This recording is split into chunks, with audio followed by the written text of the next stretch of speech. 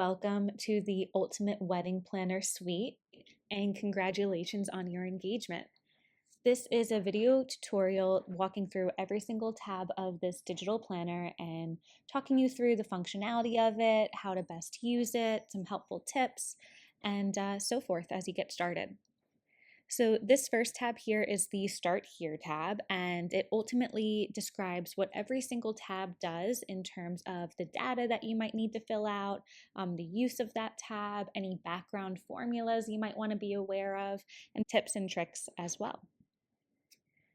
So for example, you could take a look at the planning timeline. This talks through, what that tab is about, your 12-month wedding roadmap, the areas you need to input, such as your wedding date, and what's happening behind the scenes, like the progress percentage that updates in the table at the top. Our next tab is our automated dashboard. And so this is currently going to show blank, don't worry. This, along with a lot of other tables and pie graphs, will show blank until you start entering your wedding details, but as soon as you start populating your own data, they'll update automatically. So we'll circle back to this one at the end. So next we have your wedding planning timeline. So this is based on a 12-month engagement, but can be fully customizable to your entire wedding timeline. And so what you'll first want to do here is enter in your wedding date in V5. Right now you could see that I entered in February 1st, but if I were to update this to another date, you'll see that the days to wedding countdown also automatically update along with the months away. And we also have a progress table here to track, how far you are with the completion of all your tasks and milestones. So we have a pre-populated list of about 250 or so tasks and milestones, anything you could think of that you may possibly need to do in order to plan your wedding from, day one of engagement to even tasks following the wedding itself. And understanding that maybe not every single one of you will be using all of these tasks, so that's definitely okay. You can mark the items as not applicable, you can mark them as deleted, but I updated the priority here to indicate, which ones are often most couples will do in the must-do priority versus things that are just probably helpful or even optional.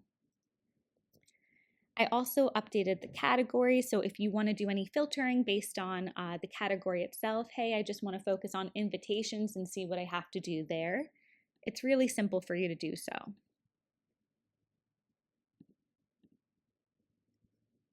You can also filter based on the month out you are, so say you don't want to see things, very close to the wedding as tasks you need to do since you're just starting your planning. You can also do a filter just on, say, 12 months before, 11 months before, so you can have a more streamlined view of your upcoming tasks.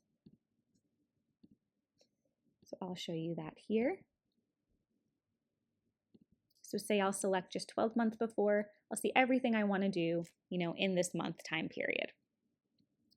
As you update the status, the table at the top will also update. So now you can see we have about 3% in progress. You can also change that to blocked. And the reason I went forward with statuses rather than checks here is because I know a lot of these items, especially in early planning, when you're talking with vendors while you're doing tours of sites, often will take several days. And so having something marked as in progress to know that you're working on it, I feel would be really beneficial. In addition to that, you can add an owner, you can add a due date, add any additional notes here.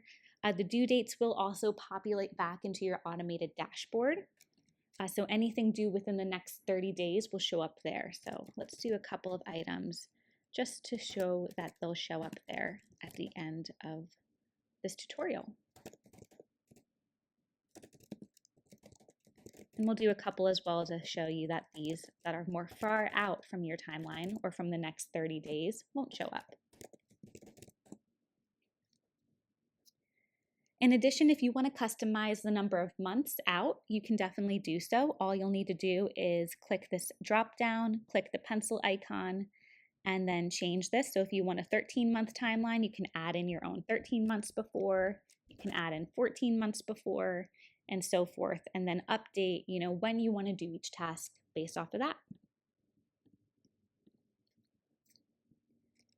All right. And one other thing to notice is that if you want to change any of these status verbiage, you can do so, but you'll also need to update the table up top. So for example, say we want to change not started to not begun. You can definitely do that, but in order for the table at top to populate properly, you'll also want to update this verbiage that says not started to not begun.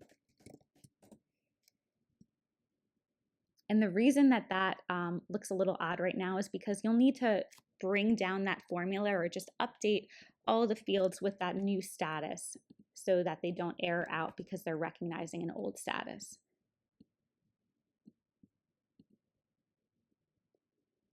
And then you'll have everything come in properly for that new status. Again, you'll see this looks a little low, and that's because we're on a filter right now for 12 months.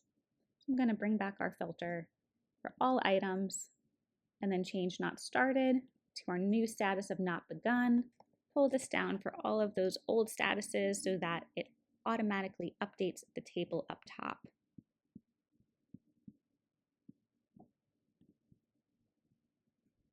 All right, and there we go. Next, we'll go to our week of checklist. So I understand that when you get closer to your wedding, you might not want to look at the entire list of 250 tasks, even if you mark them as completed. And so as you get closer, you want to just see a streamlined view of the tasks that you need to do 7 days before, 3 days before, 1 day before. And so this view is really for that. So you can have just a small view of everything left to do, check them off one by one, and make sure that you're on track. In addition to that, I also included a wedding week packing list. So anything you might need to pack for before the day of your wedding. So your marriage license, your wedding day schedule, your vows, all things that you don't want to forget before your big day. In addition to this, we have the day of schedule. So this one is going to be your timeline for everything you need to do day of your wedding, from getting up to eating breakfast to walking down the aisle. So this is a way for you to sequence out when you want to do all of those tasks. So for example, you can say, in the morning, you want to get up at maybe 7 a.m. to maybe 7:15 a.m. It shows you the duration and time for each of these tasks so you get a good view of where you're spending your time day of your wedding and if anything needs adjustments there. You can also list out, who's the owner of that, any notes you have there. So another great example is, who is getting breakfast that day.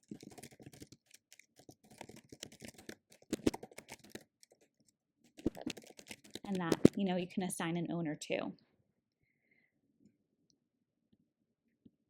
Then at the top, you'll see your pie chart update. So you can see how much time you're spending in getting ready, in portraits, at the reception, where all that time is going day of.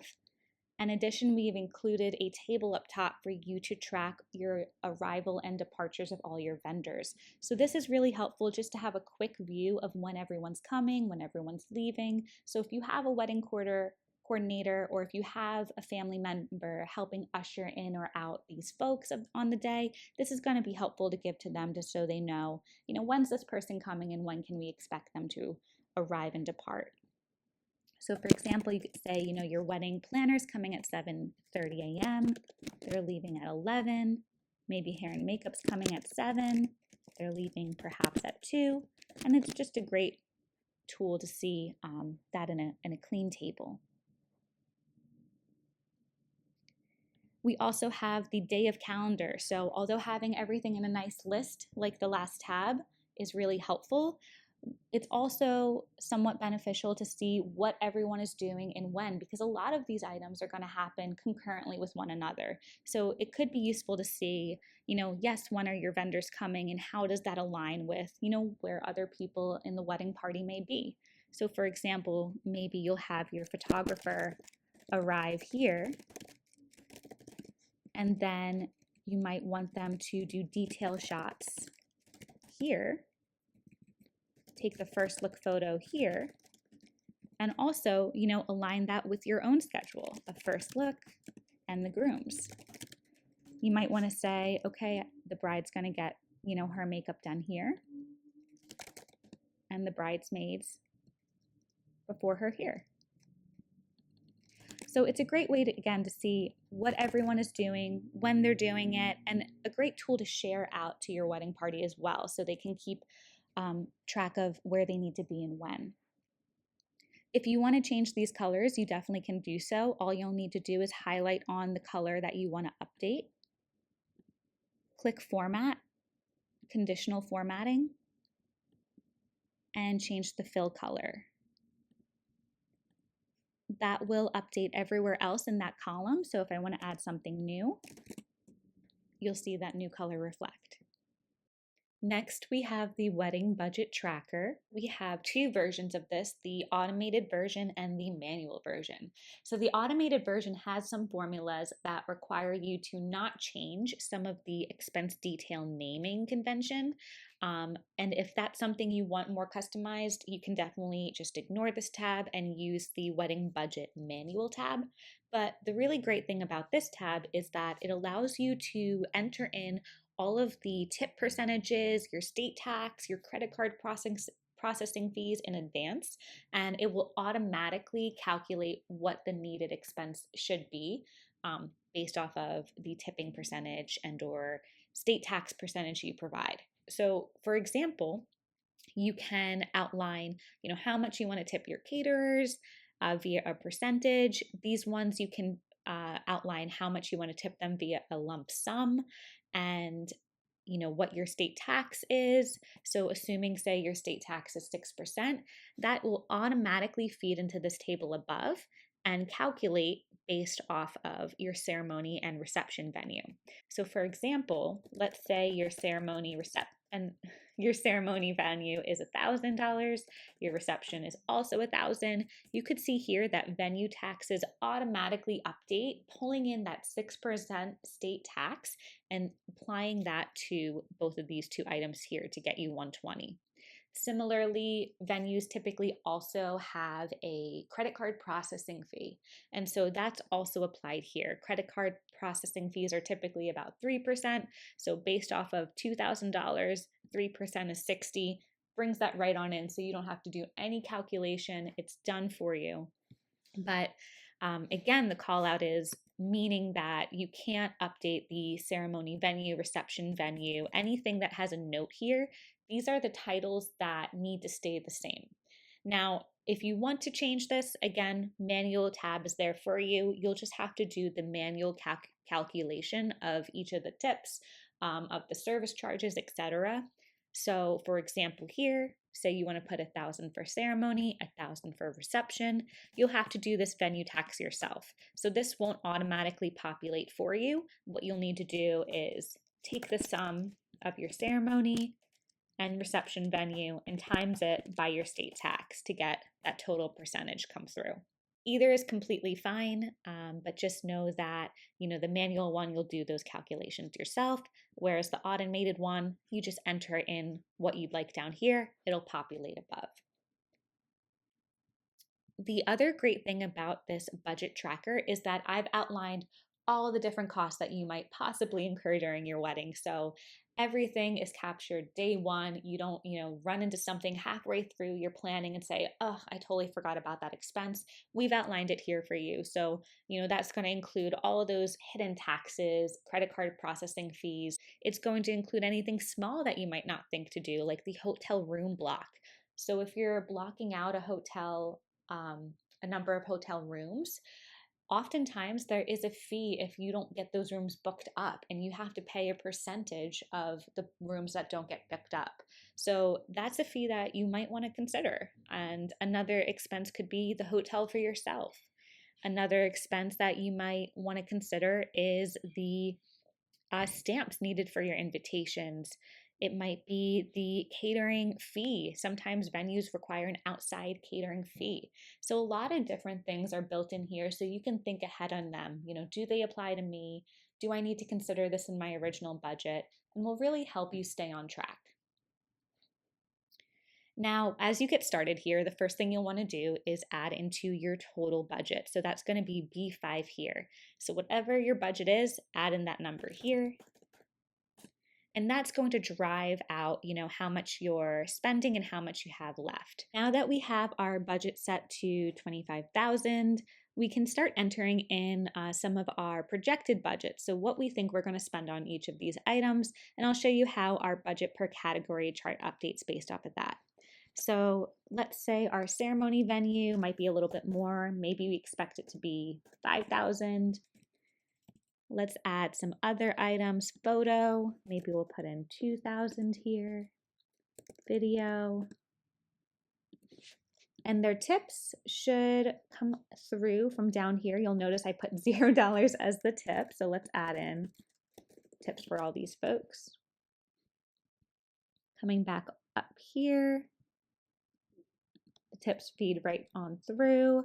Let's add some music, maybe a DJ. Maybe we'd like to add in some catering. You'll see the catering service charge comes on through the catering tip. Catering, outside catering fee is not a formula because sometimes this might not be needed. This fee can be very different. So this one I left blank so you can type that one in manually. Let's do a bartender. Budget per person, you can say $25 per person for 100 folks. Oops. The tip will auto go there. All right, I think that's good for now.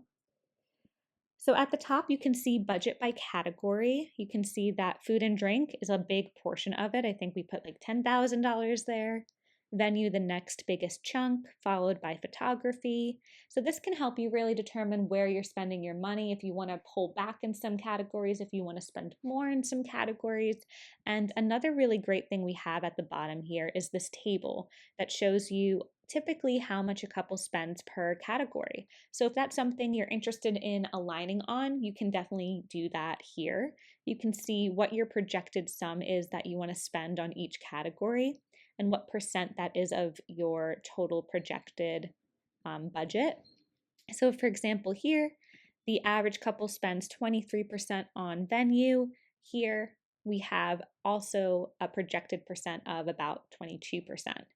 You can also notice that food and drink is very high. It's 55% projected, and that highlights red when it's a little over the typical wedding percentage. So that's going to help you align and say maybe you want to reduce this if that's something that's important to you. Then when you start adding in your actuals, so understanding what you did actually pay on this, maybe the ceremony venue is $4,500, the reception $500, and you start adding in all these actuals.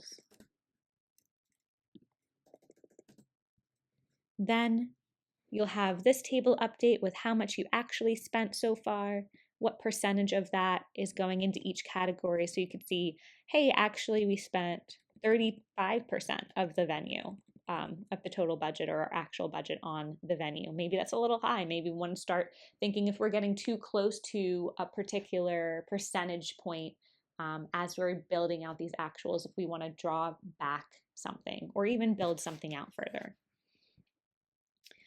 So once you start adding in those actuals, you'll also be able to see your budget remaining graph up here. So this is going to tell you out of the $25,000, I spent $15,000, so I have a remaining of $9,500, and that's a great way to just keep on track of how much you have left.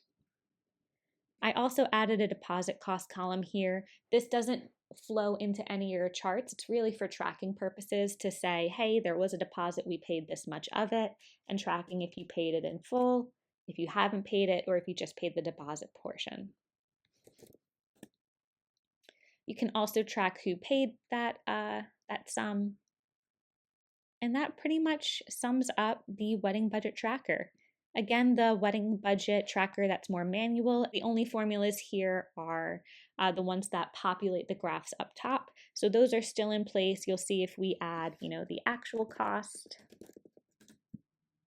it'll still update your budget remaining. You'll still get an update on your pie graph with the budget per category. So everything here is the same except for the formulas that drive the tipping, the taxing, and the service charges. Outside of that, will work exactly the same. And again, this is primarily beneficial when you want to change the expense detail names that are noted to not change. So ceremony venue, if you want to change this to just ceremony space, you can do that on the wedding budget manual tab, but you shouldn't do that on the wedding budget automated tab because that will break some of the formulas.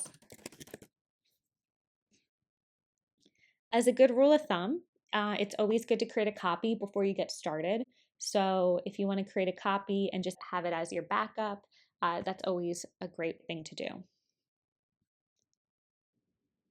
Honeymoon budget works really similarly. It doesn't have those formulas, so it is more manual. So if you have any taxes or tips, add those in manually here. But again, you can write out what your budget is for each area, your actual cost, if you have any deposits, if things were paid or not. Add in your budget here, and then you can see, how much you're spending on each category and how much budget you have remaining.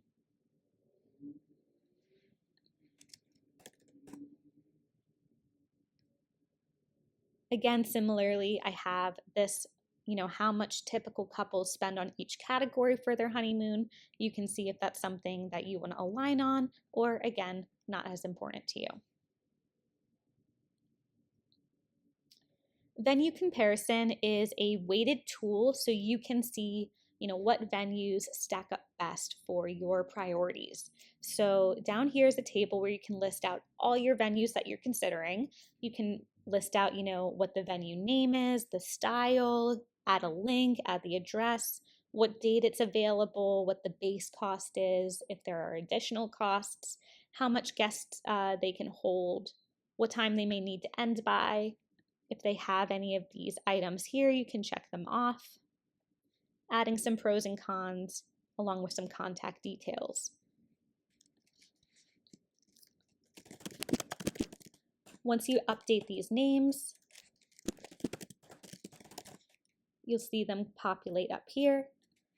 And then you can give them a rank 1 to 5, with 5 being the highest on, how they're doing against cost. Are they within your budget? Maybe it's a 5 out of 5, or maybe they're really costly and way over budget and you want to give it a 2 out of 5. This will help you kind of rank each of these by this different criteria that is important to you. So you can rank it by cost, how the ceremony space is, how the reception space is, if they allow liquor, if they have a setup and breakdown. And if this criteria is something that you want to change, you definitely can too. You could say, hey, this isn't super important to me, but what is having accessibility. This is completely customizable to whatever criteria you want. Just make sure that the weight for it is associated to your preference. So weight is basically saying out of 100%, this is the chunk of 100% that's important to me. So the higher the weight, the more important it is to you. So cost, maybe that's 40%, out of 100% important, ceremony space 20%. And the thing to remember here is that the weight should equal 100%. So if you do change these weights and it doesn't equal 100%, it'll highlight in red saying, hey, we should equal 100%, make sure to update this. So in this scenario, cost is the most important, followed by ceremony space. These are all about the same importance, along with location allows outside vendor and has bridal and groom suite. I'm going to change this so it is back to 100% weight. And then whatever score you give each of these items, it calculates the total venue score below. So I'm just going to do that for these 2 items here. And you'll notice that I'm giving really high scores to the second one. And you'll see that because of that, the second venue has the highest venue total score, meaning it's probably more aligned with what you would want and select as a venue. If you want to add more than 5, very easy to do so. You just highlight column G, right click, and put include or insert one column to the right, and you'll see completely gives you a whole nother option. Next, we have our vendors. So this is where you can organize all your vendor information, your payment schedules, the contact details. So here I have different vendor types. If you want to add another vendor type, just click this pencil and add it here. You can add the vendor name, the contact, their phone number, their email address. You can mention, if you haven't contacted them yet, if maybe you have contacted them and you're waiting on a response from them, if you got a quote received, if you booked them. And this updates our table at the top.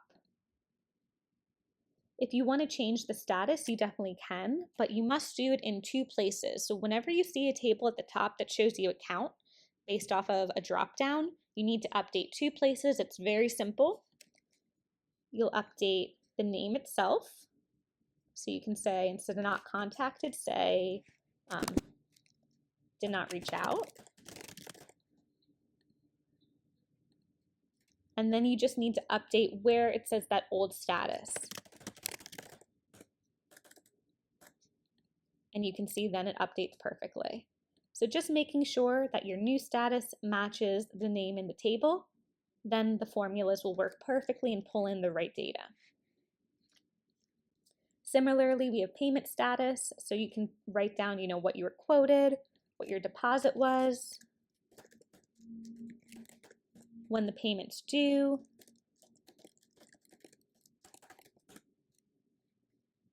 and then if you paid, the whole thing, if you haven't paid yet, if you paid just the deposit, or if you even didn't select this vendor and said, we're not going forward with them. You can mark the service start date, the service end date, their address, their website, the contract, have all the details listed here. All right, next we have our guest list. This is the item I'm most excited about because something that I noticed with a lot of other tools is that you can't enter in names together. In order to count for their meals, you have to enter every individual separately. And that's something I wanted to solve for. So this allows you to enter guests any way you want, as families, as couples, as individuals, and it's going to automatically handle how you need it to for the meal tab. And I'll show you exactly what I mean here. So say we have a family. Say we have Mr. and Mrs. Johnson, and they have children. You can list out their number of children, the total guests, so you get a good total guest count at this top here. If you say if the date was sent, if the invite was sent, if they accepted their RSVP, you can do their whole invitation details, if they sent a gift, if you sent a thank you note. And since they accepted this invite, they're going to automatically feed into the guest meals tab because it basically says, hey, these folks are coming, we need to figure out what they're eating, right? And so it automatically separates them out as you would for individual meal selection. So you could see Mr. and Mrs. Johnson, their two children, Amy and Brett, and who their parents are. So maybe, if you want to enter the kids and you don't want to have to enter in the last name every time, we'll associate what parents they are back to for you. You can pick their meals, and that's going to populate at the top table. You can pick their sides, and similarly will populate at that top table. Any allergies they have. If you created an escort card for them, and you can assign them a table. We'll put them all at table 1. Again, if you want to change these entree or side selections, you definitely can. Just go to this drop down, click the pencil. If you want to say this is going to be pasta, do that. Give Mr. Johnson pasta. And again, we'll have to update the table name as well. So instead of steak, just write pasta here. It'll pull right in. And the great thing about this as well is that their table is going to automatically seat them in the seating chart. So here, they're all at table 1. Let's go back and show you what happens if you decline it or if they're now pending. You won't see them in the guest meal tab because they won't need a meal. We don't know if we need to give them a meal yet. And in the seating chart, similarly, they're not there. We'll accept again, and they're populated right on back. So let's add another example. Let's say we have a single person. We'll say Ashley P. No kids, just herself. And she's coming, and maybe we'll have another single, but they're bringing a +1. We'll say Ben and +1.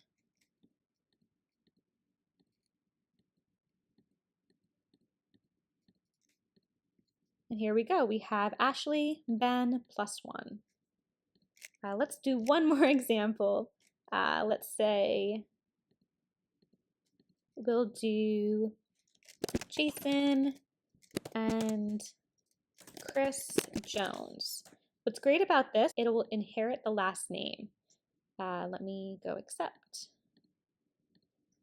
Jason Jones, Chris Jones. Or you can do two different last names, Jason H and Chris P. And it takes their last names, which is really great. So you don't have to keep re-entering these things. You can enter them in as you would typically. And you'll also get, a great summary of how many guests are coming, how many kids are coming, what the RSVP status is overall, who the guest is of, the bride, the groom. If you want to change this again, you can easily change it to say, person A, person B, and put those names here. And the RSVP due date, I wrote this in as 6 weeks before the wedding date. So it basically takes your wedding date and minuses 42 days. And that gives you your RSVP date. If you want to use your own RSVP date, not based off of 6 weeks, you can just delete that, enter it in here, and it'll be tracked everywhere else. All right. And yeah, so similarly, your entrees are up here, your side selections here. We'll add all of these folks to table 2. And here they are in table 2. When you go down below, you have 6 different table layouts to choose from.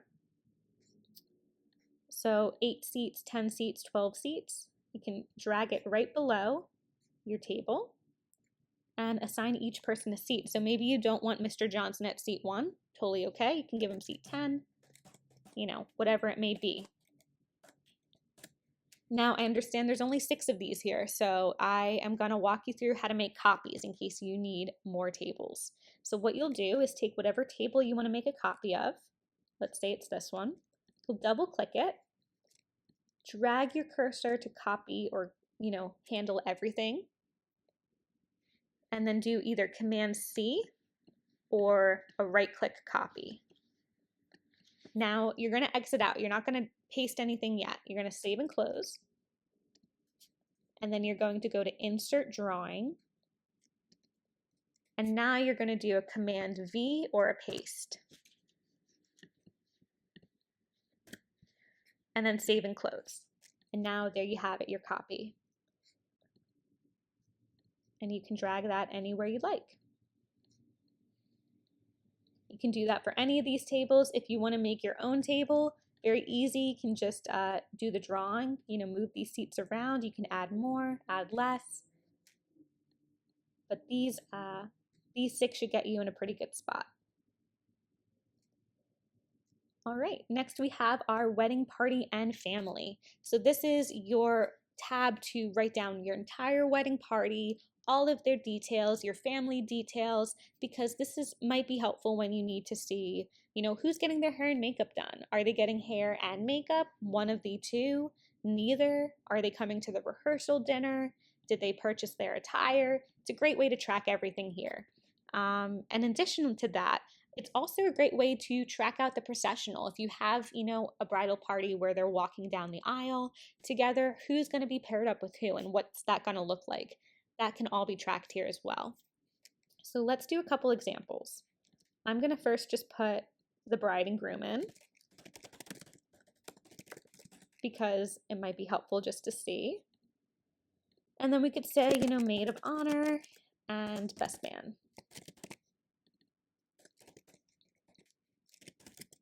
Oh, so these probably would go into the relation and role, and this would be the names. So we could say Maggie, and we could say Bobby. And you could say, hey, yeah, they are coming to the wedding, and they're going to be a part of the wedding party. say let's Maggie's getting both hair and makeup, the best man, neither. Rehearsal dinner, we don't know yet. Maybe that's both pending. Attire purchased, we'll say pending and ordered. You can, write out their clothing sizes if you bought them a gift. Special instructions or roles. So say maybe we're having Maggie help with cleanup, on the wedding day, or maybe she's responsible for keeping you hydrated. Any special instructions there you can add here. And then processional number. So let's say the bride and groom are both going to be spot 0, front and center, and then the maid of honor and the best man are going to be spot 1. And here you could see, spot 1, Maggie and Bobby, and they'll all feed in through here. Again, if you want to change those spot numbers to something else, you'll have to update it in this drop down along with the table. And if you want to update, if they get pulled in based on the bride or groom side, if you update the name here, you'll also have to update it in the table on, I believe it's guest list here as well. So I'm going to say that one more time. If you update either guest of drop down from bride or groom to something else, update it in this guest of table. And it's also needed if you do that update to update it in this drop down as well. And that's going to ensure that this table at top gets populated properly, as well as this table up top.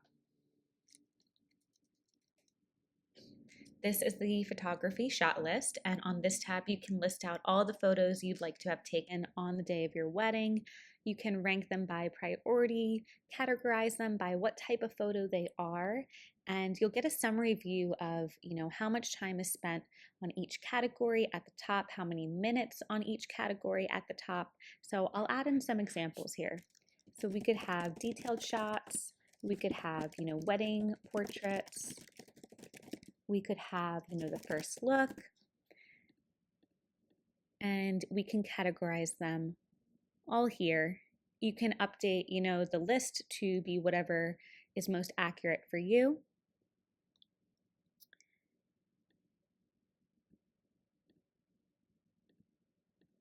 And here we are. So I'm going to do portraits there. For the location, you can enter in where you want each of these shots to be taken. So for example, the detailed shots can be taken in the bridal suite, wedding portraits maybe outside the ceremony, the first look maybe, outdoors as well.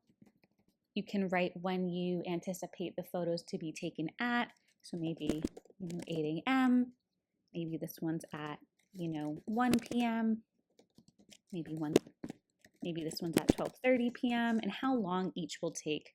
So this you can do a little research online, see how long these often take, and then you can add in the duration minutes.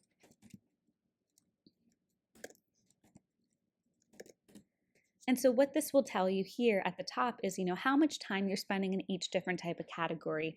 Maybe you'll see that, oh wow, we're spending, 2 hours in detailed shots. Probably unlikely, but it'll help you be able to recategorize or readjust your photography needs based off of, where you want to spend the most time in.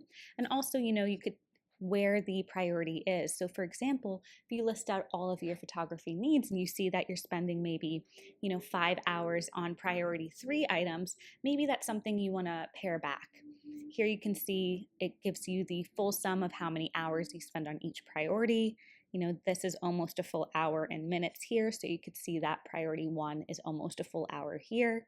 And this can also really help you determine, how many hours of photography do you need? Do you want to book something for maybe 6 hours? Do you need something a little longer, closer to 8 or 10? By entering in this up front, it can help you decide what photographer might best suit your needs for the day of.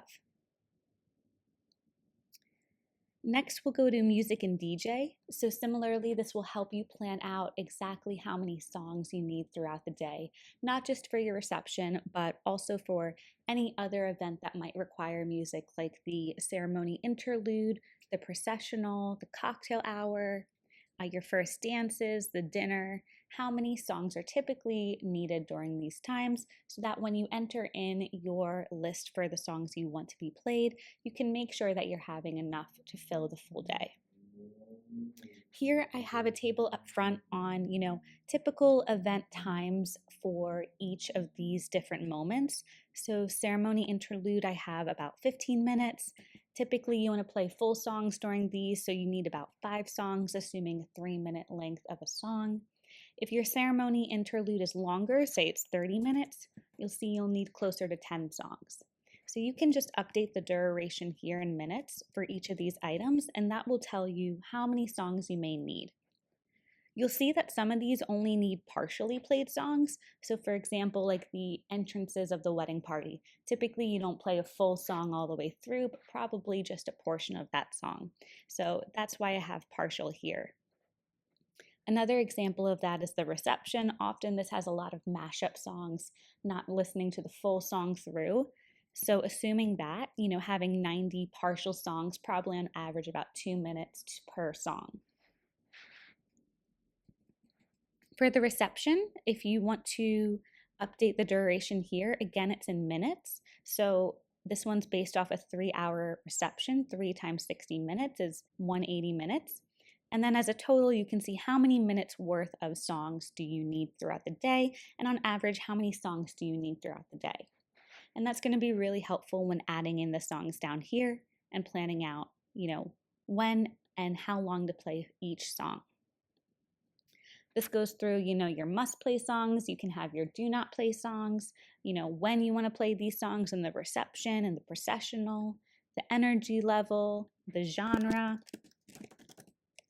what the song title is, who the artist is. Here you can put in the full length of the song, and then how much time you want to play of that song. So for example, if you have a song you want to play in the reception and it's 4 minutes long, maybe you only want to play, 2 minutes of that song. You'll notice that these graphs up here populate. This will be a count of the different types of genres. So we have 1 pop and 1 rock. And then this will be a count of the minutes that you've planned and how many minutes you have remaining.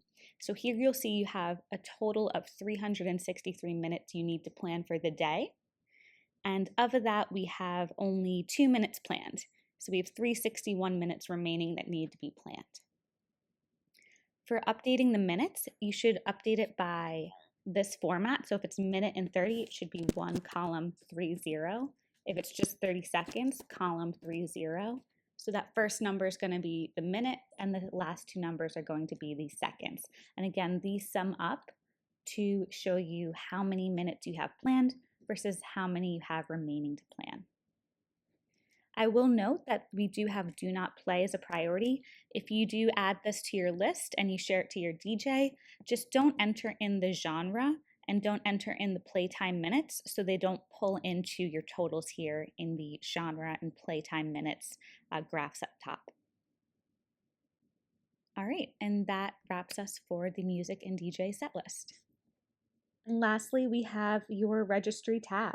So I understand that there are a lot of registry tools out there and those are great to use, but this one is more so for brainstorming.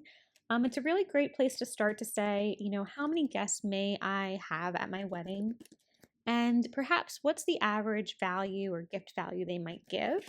And that's going to help you plan out or brainstorm for your registry. So here you could expect maybe about $5,000 you should put on your registry.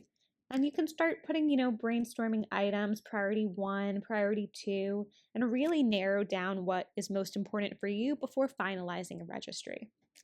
So for example, you can say, I would like a honeymoon fund. And perhaps, we'll have $100 as a way to buy into the honeymoon fund and maybe a quantity of 200. And that's going to give you your total cost. And let me just pull up this formula. That's going to tell you maybe it's going to cost $20,000. So perhaps that's a little too high. So let's bring that down to 15 as a quantity. And that sounds a little bit more right. And then maybe we'll also add a grill. That's $500, quantity of 1. And you can see here that the gifts by category, you have a lot in the honeymoon fund, maybe a little in home and living, kind of organize that in a way for your own preference.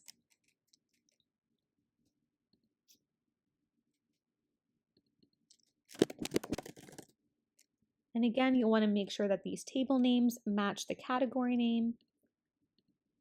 And that's going to show you kind of your total cost here up top. All right, now that we've added information in all of these tabs, let's go back to our automated dashboard. And here you can see, your wedding date pulled in, days to the wedding, your wedding checklist. We have about 11% in progress, a lot not started, our budget, what's remaining, the tasks due in the next 30 days. So these are the ones that we marked as due, in the next 30 days. So if you go to planning timeline, you could see that that's these 3 tasks here. You can mark these as a completed here, check them off.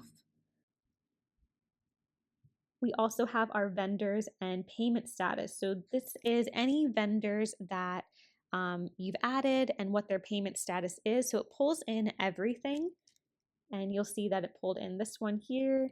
We didn't reach out to this vendor, and I'm going to just go ahead and update their name. So a little bit more information comes in here. So we'll say venue vendor. We'll make that status even, booked. And we'll add one more. We'll say caterer. And that's pending. Let's say their payment is due on the 15th. Also paid their deposit, or maybe, let's say paid in full. Okay, and let's go back to that automated dashboard. All right, and so this is saying, hey, payment is due very soon. I think in the next 5 days, this will also turn that color. We have an overview of the RSVP tracking, accepted and declined. So I marked one of those as declined, which is why this shows up as one declined. If I change that to pending, maybe I'll change 2 to pending. You can see that this updates the total guests. We have the number of kids, how many RSVP days are left. And then lastly, this is unconfirmed wedding party details. So this is from your wedding party tab, all those folks, and it pulls in any person that has something pending. So whether that's attire, whether that's, hair makeup decision, whether that's the rehearsal dinner, whether that's if they even accepted the invite, if it's pending in any of these areas, they'll show up here. So it allows you to know who to follow up with. So maybe we want to say, all right, let's follow up with Maggie to see if she got her attire, or let's follow up on with both of them to see if they can come to the rehearsal. All right, and that wraps us up for our video tutorial. So thank you so much for watching. I hope this was helpful. If you have any questions, definitely feel free to reach out to me on Etsy. And congratulations again. Best of luck with all of your planning.